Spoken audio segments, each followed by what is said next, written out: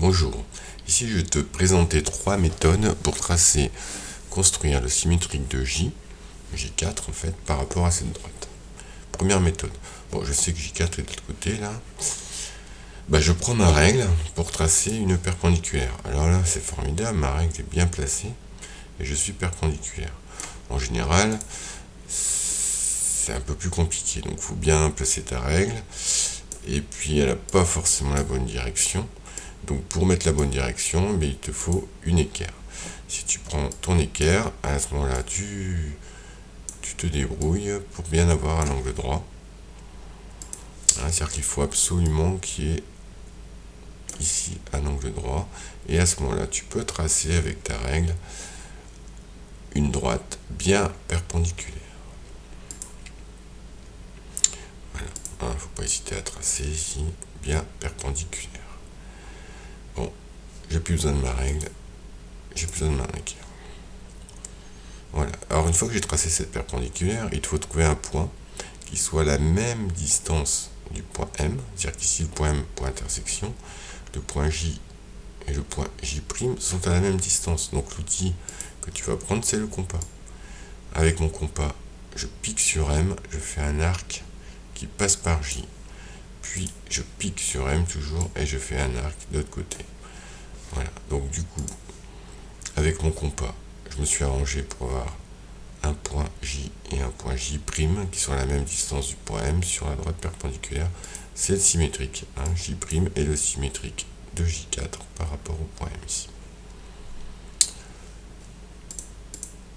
Je résume. Donc on trace avec la règle et l'équerre.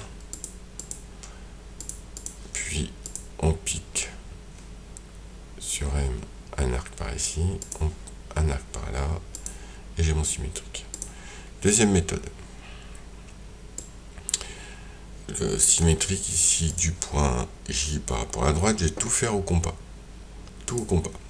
Donc je pique sur J, et je prends un écartement suffisamment grand, pas trop grand ni trop petit, suffisamment grand pour pouvoir intercepter la droite en deux points.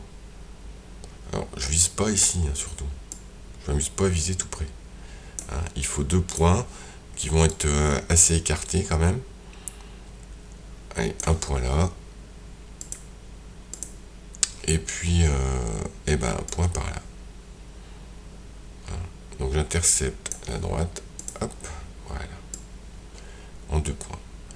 Et ces deux points, je vais piquer dessus pour faire deux arcs qui vont me permettre de trouver le symétrique du point J à peu près par là.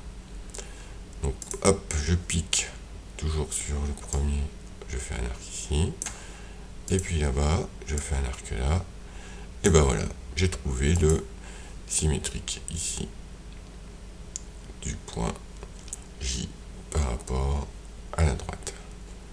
À noter que avec mon compas, j'ai fait 4 côtés, 1, 2, 3, 4, 4 côtés de la même longueur.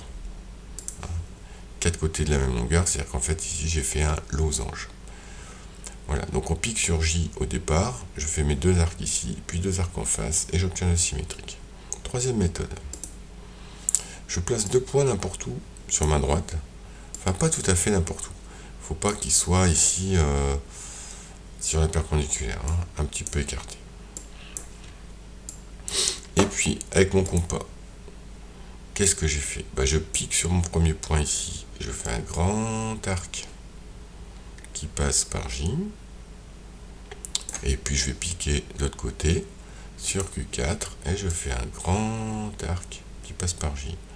Et ces deux arcs se coupent ici en face au point J', qui est le symétrique. Voilà, c'était la troisième méthode. Donc première méthode, règle, équerre, puis compas. Deuxième méthode, on fait tout au compas, avec mes deux arcs ici. Troisième méthode, je mets deux points sur la droite, et après je me débrouille avec le compas. 1, 2. Voilà, c'est terminé.